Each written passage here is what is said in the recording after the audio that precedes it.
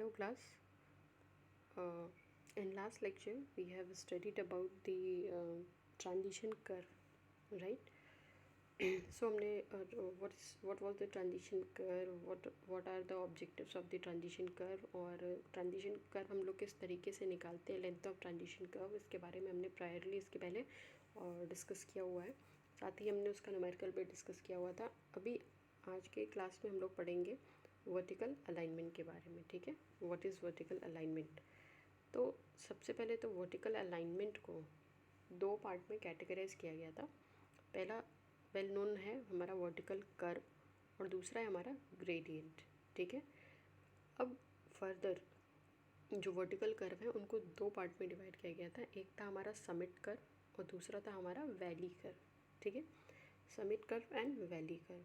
ठीक, जो ग्रेडियंट है, ग्रेडियंट को चार पार्ट में डिवाइड किया गया था। Ruling gradient, limiting gradient, exceptional gradient, minimum gradient. ठीक है, एक बार फिर से देख लीजिए। वर्टिकल अलाइनमेंट को दो पार्ट में क्लासीफाई किया गया था, vertical curve and gradient. Vertical curve को दो पार्ट में डिवाइड किया गया था, summit curve and valley curve. ठीक है, समिट कर्व को हम लोग क्रेस्ट कर्व भी बोलते हैं, क्योंकि समिट कर्व जो होता है वो कुछ ऐसे शेप का होता है। ठीक है, और हॉरिजॉन्टल से कुछ राइज पे होता है समिट कर्व। ठीक है, और वैली कर्व जो होता है, जैसे कि नाम में ही लिखा हुआ है कि वैली के फॉर्म में होता है, तो ये हमारा हॉरिजॉन्टल सरफेस होता है और उससे ये कुछ सैगिंग में होता है। ठीक है, इस वजह से इसको सैग कर्व भी बोलते हैं।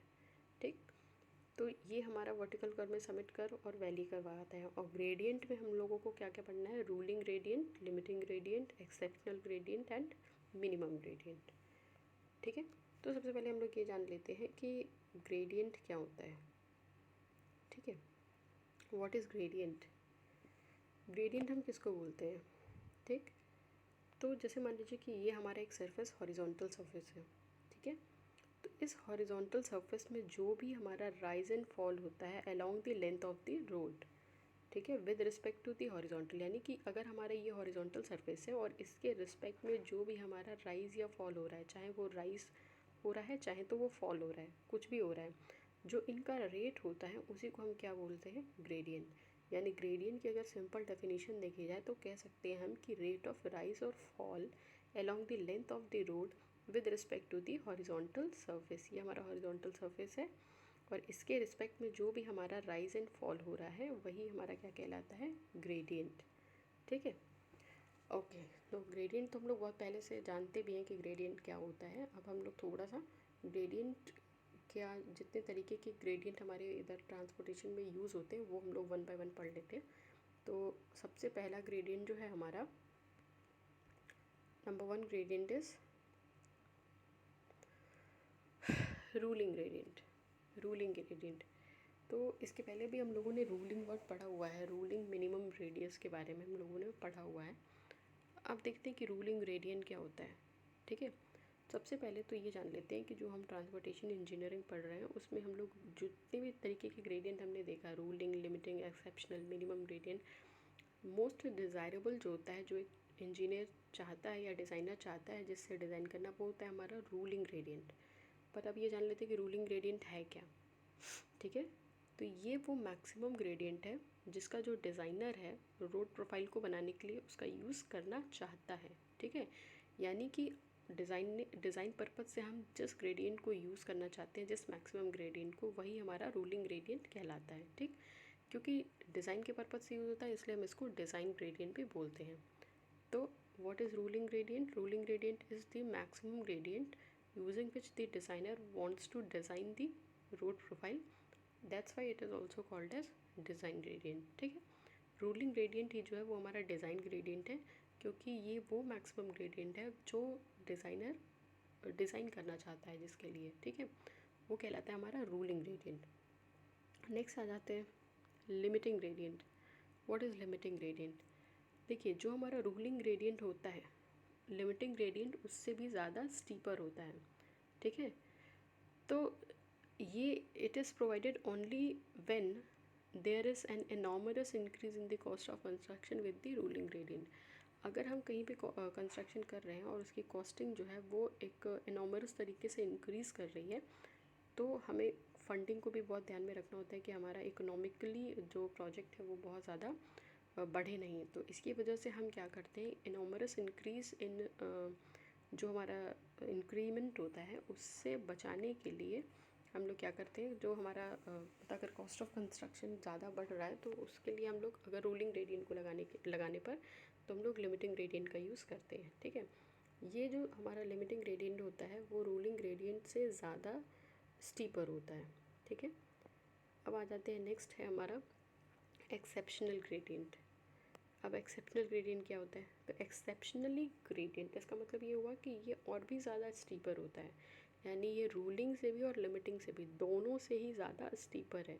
ठीक है, और ये हम वहीं पे प्रोवाइड करते हैं। वैसे तो बहुत ज़्यादा अगर हम स्टीपर दे देंगे तो हमारे लिए डिस्कम्फर्ट की ही बात होगी, लेकिन एक्सेप्शनल ग्रेडियंट हम वहीं पर देंगे जहाँ पर एक कोई हमारी अनअवॉइडेबल सिचुएशन हो जिसके बिना काम ना चले।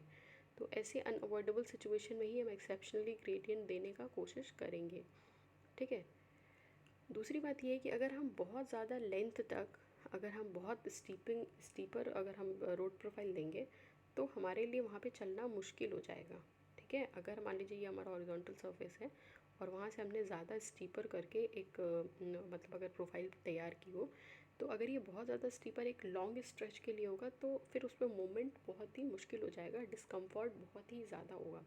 इस वजह से अगर हम एक्सेप्शनल ग्रेडियंट कहीं पे प्रोवाइड कर भी रहे हैं तो हम उसे 100 मीटर से ज़्यादा के स्ट्रेच में नहीं देंगे। ठीक है, यानी मैक्सिमम टू मैक्सिमम हम कितना दे सकते हैं, 100 मीटर। ठीक है, मैक्सिमम टू मैक्सिमम कितना दे सकते हैं, 100 मीटर। ठीक, ओके, तो ये हो गया हमारा एक्सेप्शनली ग्रेडियंट। ठीक है, लास्ट ग्रेडियंट जो है वो हुआ है हमारा मिनिमम ग्रेडियंट।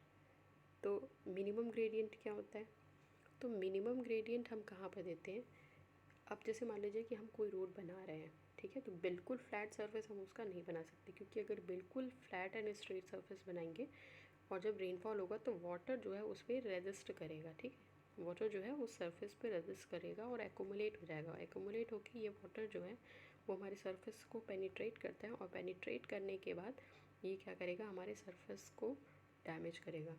इसी वजह से हम लोग क्या होता है कि अगर कोई हमारी रोड सरफेस है तो उस पर मिनिमम भी ग्रेडियंट हम ज़रूर प्रोवाइड करते हैं। ठीक है, जिसको हम कैम्बर बोल सकते हैं। तो ये मिनिमम ग्रेडियंट तो हमें देना ही देना पड़ेगा, क्योंकि अगर रेनफॉल हो रहा है तो वो पानी को ड्रेन आउट करने के लिए हमें मिनिमम ग्रेडियंट प्रोवाइड करना पड़ेगा, यानी कि ड्रेनेज के पॉइंट ऑफ व्यू से। ठीक है, तो अगर हम ग्रेडियंट वाइज बात करें कि किसका ग्रेडियंट सबसे ज़्यादा होता है, कौन सा सरफेस है जो ज़्यादा स्टीपर है, तो सबसे पहले नंबर पे आते हैं हमारा एक्सेप्शनली ग्रेडियंट। ये जो है वो हमारा सबसे ज़्यादा ग्रेडियंट एक्सेप्शनली ग्रेडियंट होता है। ठीक है, एक्सेप्शनली ग्रेडियंट सबसे ज़्यादा ग्रेडियंट होता है। उसके बाद आता है हमारा लिमिटिंग ग्रेडियंट सेकेंड नंबर पे। एक्सेप्शनल ग्रेडियंट से थोड़ा सा कम होता है लिमिटिंग ग्रेडियंट। देन आता है हमारा थर्ड नंबर पे रूलिंग ग्रेडियंट। ठीक है, और लास्ट में आता है हमारा मिनिमम ग्रेडियंट, सबसे कम ग्रेडियंट होता है। ठीक है, तो ये हमारे इसके डिसेंडिंग ऑर्डर में ग्रेडियंट्स की बात हो गई। ठीक है, अब हम आ जाते हैं कि हमें जो ग्रेडियंट है परसेंटेज में टेरेन वाइज हम उसको कितना देंगे। तो रूलिंग, लिमिटिंग और एक्सेप्शनल के लिए देख लेते हैं। अगर हमारा प्लेन एंड रोलिंग टेरेन है तो रूलिंग ग्रेडियंट का परसेंटेज होगा हमारा 3.3, लिमिटिंग होगा 5% और एक्सेप्शनल होगा 6.7%। अगर हमारा माउंटेनियस एंड स्टीप टेरेन है, ठीक है, तो ये हो जाएगा रूलिंग हमारा 5, लिमिटिंग 6 और एक्सेप्शनली 7। और माउंटेनियस एंड स्टीप टेरेन है तो रूलिंग हो जाएगा 6, लिमिटिंग हो जाएगा 7 और एक्सेप्शनली हो जाएगा 8।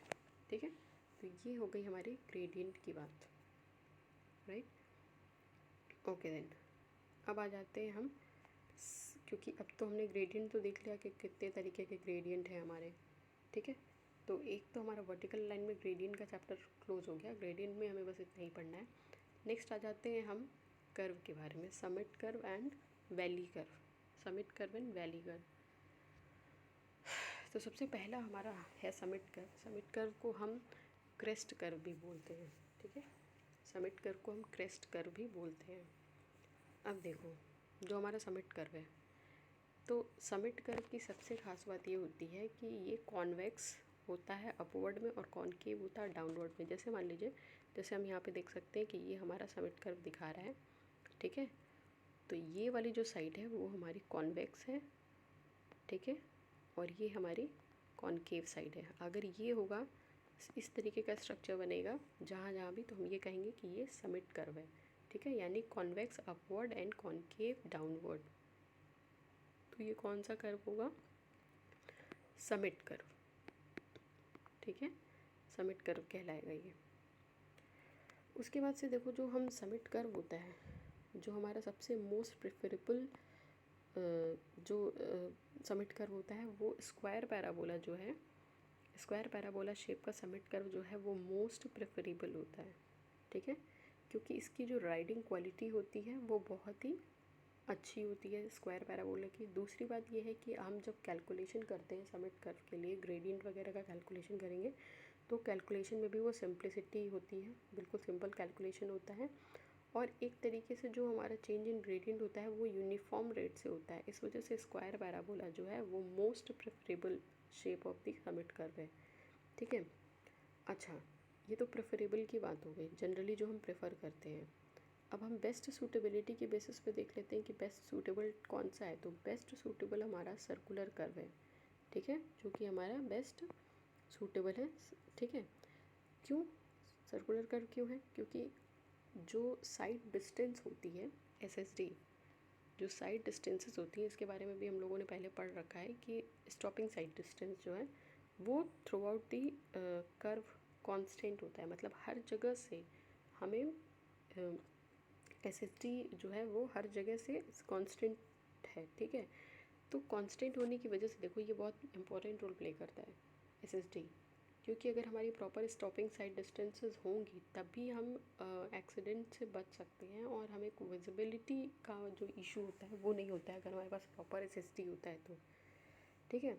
तो ये जो हमारा सर्कुलर कर्व होगा वो SSD के पॉइंट ऑफ व्यू से बहुत अच्छा होता है, बेस्ट सूटेबल होता है, ठीक है। अब देखो, जो length of the summit curve हम निकालते हैं वो किन किन फैक्टर्स पे डिपेंड करता है। तो वो हमारा डिपेंड करता है SSD पे, स्टॉपिंग साइड डिस्टेंस पे, ओवरटेकिंग साइड डिस्टेंस OSD पे, और ISD पे, इंटरमीडिएट साइड डिस्टेंस पे, ठीक है। SSD, OSD एंड ISD पे डिपेंड करता है हमारा length of the summit curve, ठीक है। अब देखो, जो हमारी समिट कर्व होती है, समिट कर्व वैसे तो कोई प्रॉब्लम नहीं होता है डिस्कम्फर्ट का, ठीक है। समिट कर्व में डिस्कम्फर्ट का जो है कोई इतना इशू नहीं आता है, क्योंकि अक्सर हम लोगों ने समिट कर्व पे तो ऐसे देखा हुआ है कोई डिस्कम्फर्ट कोई बहुत ज़्यादा लगता नहीं है। क्योंकि जैसे मान लीजिए ये हमारा समिट कर्व है, ठीक है, ये हॉरिजॉन्टल सरफेस है और यहाँ से एक राइज पे समिट कर्व बना हुआ है, ठीक है। तो अगर व्हीकल आपकी यहाँ पर है तो फोर्सेस के पॉइंट ऑफ व्यू से हम देख रहे हैं तो कोई डिस्कम्फर्ट इसमें कॉज नहीं हुआ, क्योंकि इसका नीचे तो इस व्हीकल का सेल्फ वेट लग रहा होता है W, ठीक है, एक्ट करता है हमारा डाउनवर्ड डायरेक्शन में, और ऊपर की तरफ हमारा लग रहता है सेंट्रीफ्यूगल फोर्स, ठीक है। सेंट्रीफ्यूगल फोर्स जो है वो हमारा ऊपर की तरफ लग रहा होता है। तो एक तरीके से हम देखें तो सेंट्रीफ्यूगल फोर्स को यहाँ पे बैलेंस करने के लिए वेट ऑफ द व्हीकल है, ठीक है। तो ये जो हमारा अरेंजमेंट होता है समिट कर्व पे वो बहुत ही अच्छा होता है, ताकि जो वेट होता है उसको सेंट्रीफ्यूगल फोर्स बैलेंस कर रहा है, सेंट्रीफ्यूगल फोर्स को वेट कर रहा है, ठीक है। सेंट्रीफ्यूगल फोर्स ऊपर कैसे लग रहा है, तो हम ये जानते हैं कि हमेशा सर्कुलर से आउटवर्ड डायरेक्शन में ही हमारा सेंट्रीफ्यूगल फोर्स लगता है। तो यहाँ पे सेंट्रीफ्यूगल फोर्स, ये हमारा सर्कल का पार्ट हो गया, ये इनर डायरेक्शन हो गई, ये आउटर डायरेक्शन हो गई, ठीक है। तो आउटर में तुम्हारा क्या लग रहा है, सेंट्रीफ्यूगल फोर्स, और इस व्हीकल का वेट W जो है वो कहाँ लग रहा है, नीचे। तो इस वजह से ये काउंटर बैलेंस हो गया। इस वजह से हमें कोई डिस्कम्फर्ट की सिचुएशन नहीं मिलती है, क्योंकि दोनों फोर्सेज जो हैं वो एक दूसरे को काउंटर एक्ट कर रहे हैं, ठीक है। इस वजह से ये अरेंजमेंट जो है वो हमारा काफ़ी अच्छा होता है। अब देखो, अगर हम बात करते हैं कि हमें अगर वैल्यू कैलकुलेट करनी है, वैल्यू निकालनी है समिट कर्व की, तो हम समिट कर्व की वैल्यू को किन किन बेसिस पे निकालेंगे। तो सबसे पहला तो हम इसमें एक कंडीशन ले रहे हैं केस 1 का, कि अगर हमारी length of the length of the summit curve यानी LS की वैल्यू जो है वो SSD से ज़्यादा है। हमने यहाँ पे केस 1 लिया हुआ है कि अगर LS की वैल्यू SSD से ज़्यादा होगी तो क्या होगा। तो अगर LS की वैल्यू जो है SSD से ज़्यादा है तो उस केस में जब हम कैलकुलेशन करेंगे, हमें बहुत ज़्यादा कैलकुलेशन इसमें देखने की ज़रूरत नहीं है, सीधे हम फॉर्मूले पे आ जाते हैं कि ये जो हम फॉर्मूला पढ़ रहे हैं if L S is greater than S S D के लिए है, तो यहाँ पर हमारी एल एस की वैल्यू आ रही है, एल की वैल्यू आ रही है N S square upon 4.4, N S square upon 4.4। ये एन जो है हमारा कैपिटल एन, वो ग्रेडियंट जो हमें दिया होगा क्वेश्चन में वो निकालेंगे। तो ये जब हम अभी क्वेश्चन को सॉल्व करेंगे तो एन की वैल्यू किस तरीके से कैलकुलेट करनी है ये हम लोग देख लेंगे, ठीक है। एस जो होगा, ठीक है, एस जो होगा वो हमारा स्टॉपिंग साइड डिस्टेंस है, प्रोबेबली हमको क्वेश्चन में दिया होगा, बाकी 4.4 से हमें उसको डिवाइड कर देना है, तो हमें यहाँ पर एल की वैल्यू जो है वो मिल जाएगी, ठीक। ये तो हो गई एसएसटी के केस में। अब हम आ जाते हैं, अगर हमारा लेंथ निकालना है for overtaking and ISD, OSD and ISD के लिए, ओएसडी एंड आईएसडी के लिए अगर हम निकालेंगे तो एन की वैल्यू क्या होगी, एल की वैल्यू क्या होगी, तो एल की वैल्यू हो जाएगी N S square upon 9.6, N S square upon 9.6, ठीक है। एक बार फिर से देख लेते हैं, एल एस की value length of the summit curve, case 1 में अगर length of the summit curve जो है एस एस डी से ज़्यादा है तो एल की value N S square upon 4.4 होगी, और अगर ओ एस डी और आई एस डी के लिए अगर हम देखेंगे तो एल की वैल्यू क्या होगी, एन एस स्क्वायर अपॉन 9.6, ठीक। अब हम आ जाते हैं केस 2 पे। केस 2 जब लेंगे, यानी कि केस 2 हम ले रहे हैं कि अगर length of the summit curve जो है वो less than S S D है तो उस केस में क्या होगा। तो अगर less than S S D है तो फॉर्मूला हमारा बस थोड़ा सा इसी फॉर्मूले को मॉडिफाई कर देना है, 2s माइनस 4.4 अपॉन एन, ये है हमारा फॉर्मूला अगर एस एस डी जो है वो कम ज़्यादा है और लेंथ ऑफ दी कर्व से, ठीक है। और ये तो हमारा एस एस डी के लिए हो गया, ओ एस डी और आई एस डी के लिए, O S D and I S D के लिए अगर हम देखें तो ये हो जाएगा L is equal to 2s minus 9.6 upon N, 2s minus 9.6 upon N, ठीक है। ये ओ S D and I S D के लिए हो जाएगा, ठीक है। तो इन फार्मूलाज़ को हमें ध्यान में रखना पड़ेगा, क्योंकि जब हम क्वेश्चन लगाएंगे तो हमें क्वेश्चन में अज्यूम करके चलना पड़ेगा, हमको पहले से हमें पता नहीं होगा, हम एक बार मान के चलते हैं, सबसे पहले ये मान ही लेते हैं अपने मन से कि एल की वैल्यू जो है वो एस एस डी से ज़्यादा है, फिर बाद में हम इसको क्रॉस वेरीफाई करते हैं कि हमने जो माना था वो सही माना था कि नहीं, क्योंकि हमें क्वेश्चन में पहले से पता नहीं रहेगा, क्योंकि अल्टीमेटली तो हमें लेंथ ही निकालनी है। तो लेंथ जब हमें निकालनी ही है तो हम कैसे ही पहले दोनों केसेस में मान लें कि एल की वैल्यू ज़्यादा होगी कि कम होगी, तो हमें अजम्पशन लेके चलना पड़ेगा, ठीक है। वो तो अभी क्वेश्चन आएगा तो हम उसमें क्लियर कर लेंगे कि एल की वैल्यू हमें किस तरीके से लेनी है, राइट। उससे भी पहले थोड़ा सा एक बार हम लोग बैक में आते हैं, ये देखते हैं अरेंजमेंट, एक बार अरेंजमेंट देख लेते हैं कि अरेंजमेंट हमारा किस तरीके से बना है। सबसे पहले देखिए यहाँ पर एक बार हम ग्रेडियंट को देख लेते हैं। एक हमारा ये हम पहले, ये डायग्राम 1 है हमारा, ये डायग्राम 2 है, ये 3 है और ये 4 है। सबसे पहले हम डायग्राम 1 की बात करते हैं, डायग्राम 1 यानी इसकी बात हो रही है। सबसे पहले इसको देख लेते हैं। सबसे पहले हमने यहाँ पर बनाया, जैसे मान लीजिए कई बार हमें क्वेश्चन में ये नहीं, क्योंकि अभी तो मान लीजिए हम सबमिट कर पढ़ रहे हैं, तो सबमिट कर्व के बाद अगर हम तुरंत उसी का न्यूमेरिकल करेंगे तो हमारे लिए आसान होगा, बहुत ज़्यादा दिमाग नहीं लगाना। लेकिन जब हम सारी सिलेबस को एक साथ पढ़ लेंगे तो उसमें लास्ट में जब हमें क्वेश्चन आता है तो समिट और वैली कर्व को लेके प्रॉब्लम हो सकती है कि समझ में ना आए कि ये समिट कर्व का क्वेश्चन है कि वैली कर्व का क्वेश्चन है, तो फिर वहाँ पर हमको शायद कन्फ्यूज़न होने की प्रोबेबिलिटी है। तो इसको हम कैसे पहचानें कि, क्योंकि क्वेश्चन में ज़रूरत नहीं कि आपको ऐसे स्टेटमेंट में लिखा हो कि सबमिट कर्व, इस तरीके का कुछ नहीं लिखा हो सकता है आपको ग्रेडियंट के फॉर्म में दे और आपको फाइंड आउट करना हो कि वो समिट कर्व है कि वैली कर्व है, ये खुद आपको पता करना पड़ेगा। हाँ, लेकिन आपको ग्रेडियंट ज़रूर देगा, ग्रेडियंट वो पक्का देगा, क्योंकि बिना ग्रेडियंट के कैपिटल एन की वैल्यू नहीं निकलेगी। इस वजह से वो आपको ये चीज़ श्योर करेगा कि कौन सा अप ग्रेडियंट है, कौन सा डाउन ग्रेडियंट है, और फिर हम उससे एक डायग्राम बनाएंगे, और डायग्राम जब हम बनाएंगे तो हमें कंफर्म हो जाएगा कि जो क्वेश्चन है वो समिट कर्व का है कि वैली कर्व का है, राइट। तो आई होप कि ये समझ में आ रहा होगा आप लोग को। एक बार हम लोग क्या करते हैं कि अरेंजमेंट देख लेते हैं कि कौन कौन सा अरेंजमेंट अगर होता है ग्रेडियंट का तो कौन सा कर्व बनता है। सबसे पहले मैं यहाँ पर डायग्राम नंबर 1 की बात कर रही हूँ। तो सबसे पहले एक n1, स्मॉल n1 एक अप ग्रेडियंट है, ठीक है। तो हम यहाँ पर अप ग्रेडियंट को पॉजिटिव से साइन से और डाउन ग्रेडियंट को नेगेटिव साइन से सिंप्लीफाई करेंगे, ठीक है। तो एक अप ग्रेडियंट है, ठीक है, यानी कि +n1% का एक अप ग्रेडियंट है, ठीक है, +n1।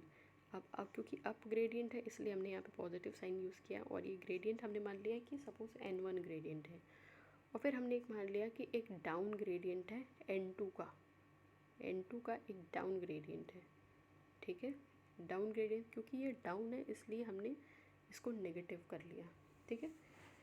अब अगर हम इसके एंड पॉइंट से इसके एंड पॉइंट को मिलाएंगे तो कुछ हमें ये डायग्राम मिलेगा, ठीक। हमने इसके एंड पॉइंट से इसके एंड पॉइंट को मिला दिया, हमें ये डायग्राम मिला। अब हम देखते हैं इस डायग्राम को कि इसके अपवर्ड में कौन सा क्या है, तो ये कॉन्वेक्स साइड है और ये क्या है, कॉनकेव साइड है। इससे हमें ये पता चल गया कि ये जो कर्व है हमारा ये समिट कर्व है, क्योंकि समिट कर्व में ही अपवर्ड डायरेक्शन में कॉन्वेक्स होता है और डाउनवर्ड में कॉनकेव होता है। तो हमें ये पता चल गया कि ये समिट कर्व है।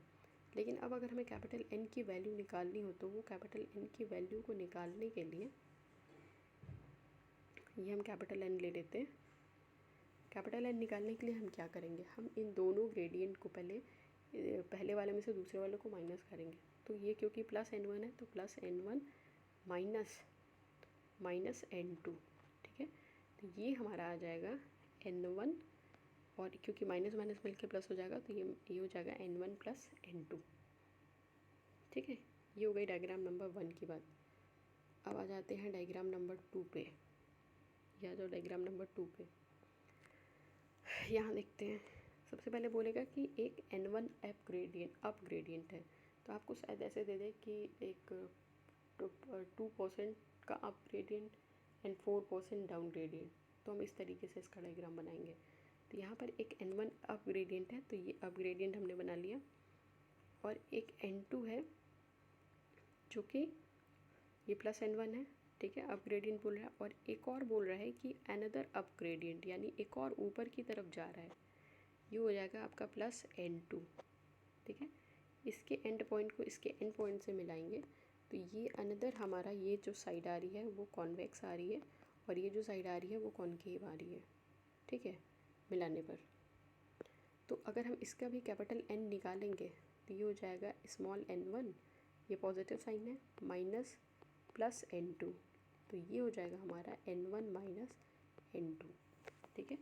ये हो गई डायग्राम नंबर 2 की बात। अब आ जाते हैं हम डायग्राम नंबर 3 पे। डायग्राम नंबर 3 पे देखें तो बोल रहा है कि एक n1 डाउन ग्रेडियंट है, तो हम एक n1 डाउन ग्रेडियंट लेके आते हैं, ठीक है, क्योंकि डाउन है तो इसलिए -n1 कर रहे हैं इसको, ओके। फिर बोलता है कि अनदर एक डाउन ग्रेडियंट जा रहा है, तो अब यहाँ से भी नीचे की तरफ जा रहा है, ठीक है, और क्योंकि ये भी डाउन ग्रेडियंट है तो ये -n2 हो गया। अब इसके एंड पॉइंट से इसके एंड पॉइंट को मिला दीजिए, ठीक है। तो यहाँ पर भी देखो सेम सिचुएशन हो रही है, ये convex upward and concave downward, ये सिचुएशन बन रही है, ठीक है।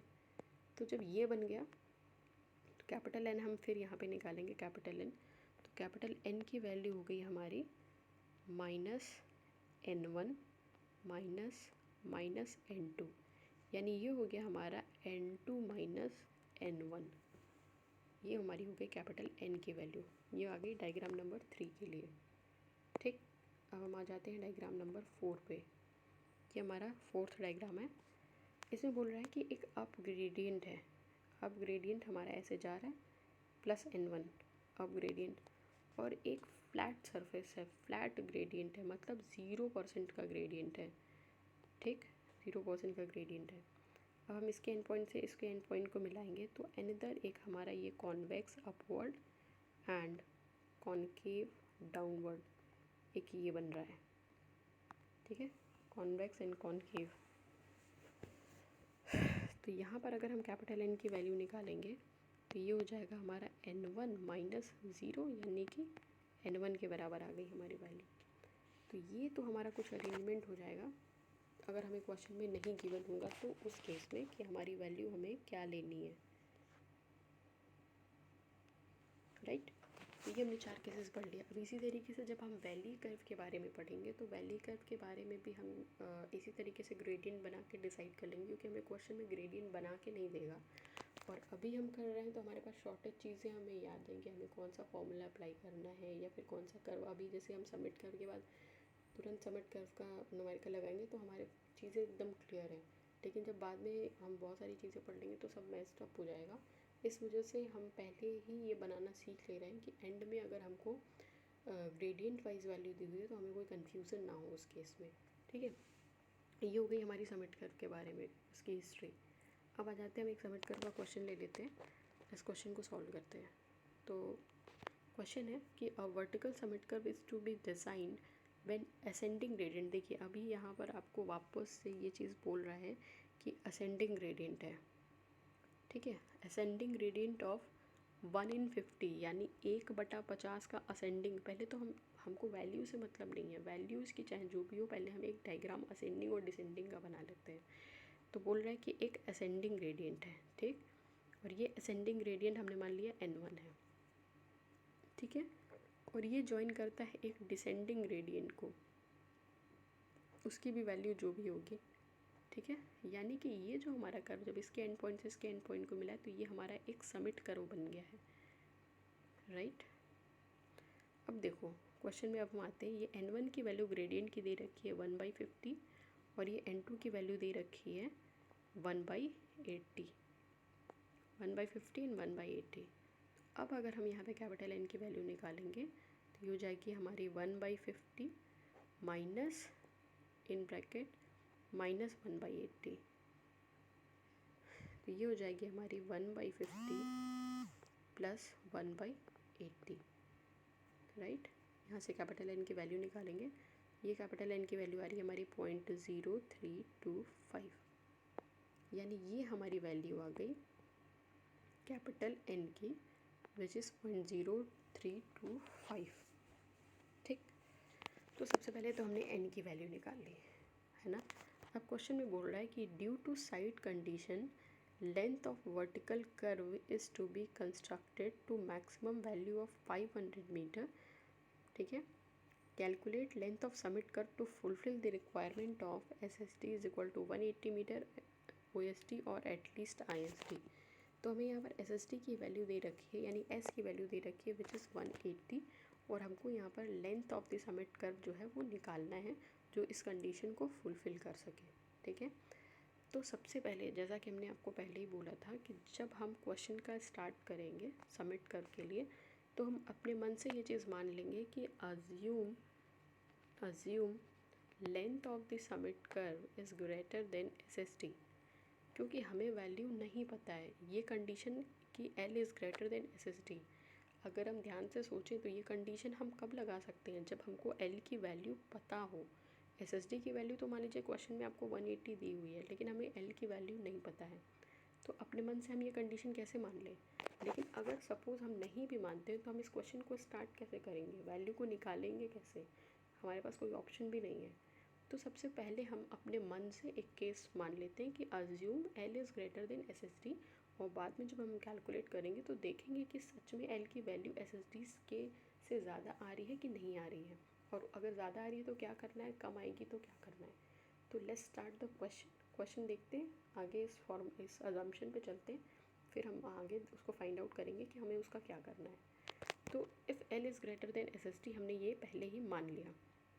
तो अगर आपको याद हो कि अगर L is greater then SST होता है तो फॉर्मूला हमारा क्या होता है, L is equal to n² / 4.4।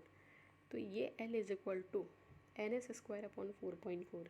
N की वैल्यू कितनी है हमारी 0.0325, जो कि अभी हमने निकाली है, और S की value S is what SST, जो कि हमें क्वेश्चन में 180 दिया हुआ है, तो 180 का square upon 4.4, as simple as that.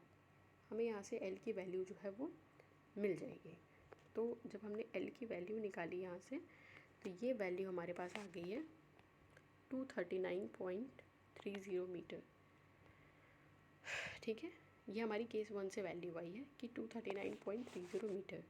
ठीक है, यानी L की वैल्यू यहाँ पे आ गई। L की वैल्यू कितनी है, 239.30 मीटर। ठीक, और SST कितना था 180, यानी कि जो अजम्पशन हमने माना था L is greater then SST वाला, ये बिल्कुल सही है, क्योंकि यहाँ पर L की वैल्यू कितनी आई है 230 और SSD कितना है हमारे पास 180। तो ये कंडीशन इसका मतलब है कि सही है। ठीक है, ओके आगे चलते हैं। ये तो SSD वाली कंडीशन हो गई। ठीक, अब हम OSD और ISD के लिए भी देखेंगे। तो अगर OSD हमारी है तो OSD के लिए भी हम सेम सिचुएशन मान के चल रहे हैं कि L is greater then SSD। और उसके लिए फार्मूला हमने क्या पढ़ा था, L is equal to NA² upon 9.6। तो N की वैल्यू हमें ऑलरेडी पता है, S की वैल्यू ठीक है अपॉन 9.6। तो हमने इसको कर लिया और यहाँ से जो है हम वैल्यू निकाल लेंगे। ये आ गई 1386.37 मीटर। ठीक है, which is greater than 500 meter. Okay, क्योंकि ये देखो जो 500 मीटर हम ये कंपैरिजन कहाँ से कर रहे हैं, ये कंपैरिजन हमें ये क्वेश्चन में दिया हुआ है कि हमारा क्वेश्चन में दिया है कि due to site condition length of vertical curve is to be restricted to the maximum value of 500 meter. मतलब 500 मीटर से हमें कम ही वैल्यू रखनी है। ठीक है, तो 500 रिस्ट्रिक्शन दिया गया है यहाँ पे कि हमारी जो वैल्यू होगी OSD की वो 500 मीटर से ज़्यादा नहीं होगी। लेकिन यहाँ पर हमारी वैल्यू क्या आ गई है, देखिए 1386.37 बहुत ज़्यादा आ गई है। तो हम इतना OSD प्रोवाइड नहीं कर सकते हैं। ठीक है, हम इतना OSD प्रोवाइड नहीं कर सकते हैं। तो अब अगर हम इतना OSD 1386.36 बहुत ज़्यादा है, अप्रॉक्सीमेटली 2.5 गुना से भी ज़्यादा है। तो हम इतनी वैल्यू प्रोवाइड तो नहीं कर सकते। कहाँ हमको 500 के अंदर ही देना है, कहाँ ये 1386.67 मीटर है। तो हम इतनी SSD नहीं प्रोवाइड कर सकते, बहुत ज़्यादा है ये। तो अब हम क्या करें इसके लिए। तो हम लोगों ने जब SSD ISD और OSD पढ़ा था तो हमने ISD पढ़ा था, एक इंटरमीडिएट साइड डिस्टेंस।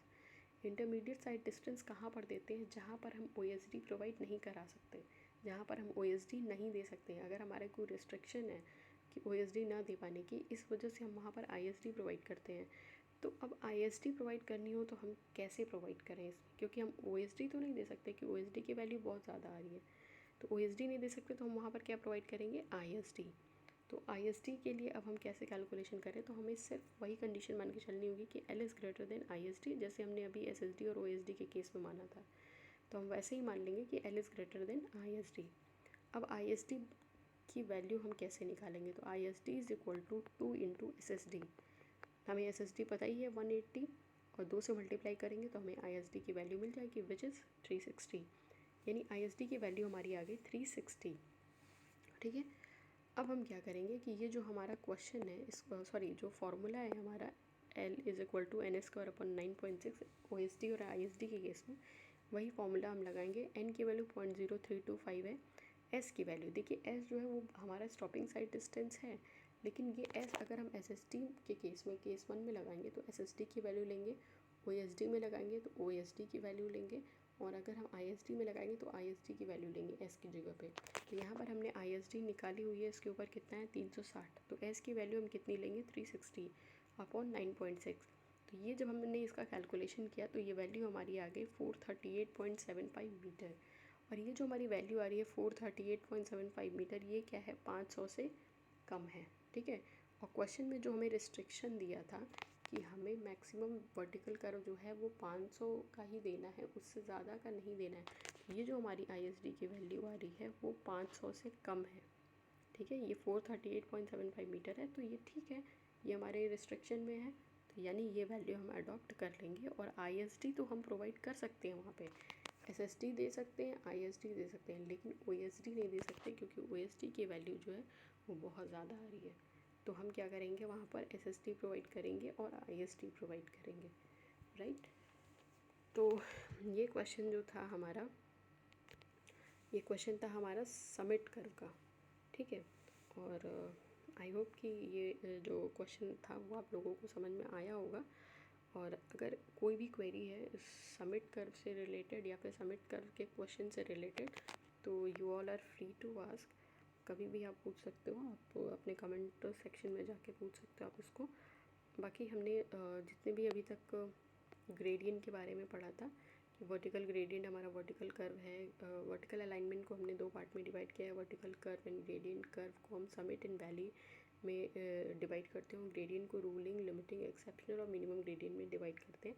तो हमने यहाँ पर समिट कर्व के बारे में पढ़ लिया है और समिट कर्व के बारे में पढ़ लिया है, और हमने ये पूरा सेक्शन जो था एक बार हमने देख लिया है कि ये होता क्या है, क्योंकि इसमें डिज़ाइनिंग का कुछ भी नहीं है। तो और ऐसे ये जो हमारा समिट और इनवैली कर्व है ये इंपॉर्टेंट है। तो समिट कर्व तो हमने देख लिया है। फ़िलहाल हमारा जो नेक्स्ट लेक्चर होगा वो वैली कर्व के बारे में होगा, कि वैली कर्व में हम लोग डिज़ाइनिंग कैसे करते हैं। तो हमें फार्मूलाज़ को थोड़ा सा ध्यान में रखना होगा, क्योंकि इसमें बहुत सारे फार्मूले हैं और फार्मूला जब तक हमें याद नहीं रहेगा हमसे क्वेश्चन नहीं लग पाएगा। तो जितना ज़्यादा प्रैक्टिस होगी उतना ही ज़्यादा हमें क्वेश्चन लगाने में आसानी होगी। ठीक है, तो ठीक है, फिर हम अपने लेक्चर्स को यहीं पे ख़त्म करते हैं, और नेक्स्ट वीडियो में हम लोग पढ़ेंगे वैली कर्व के बारे में, और वैली कर्व क्या होता है, ऑब्जेक्टिव क्या है, और उसकी डिज़ाइनिंग कैसे करते हैं, साथ ही उसमें न्यूमेरिकल देखेंगे। ठीक है, okay then, thank you so much.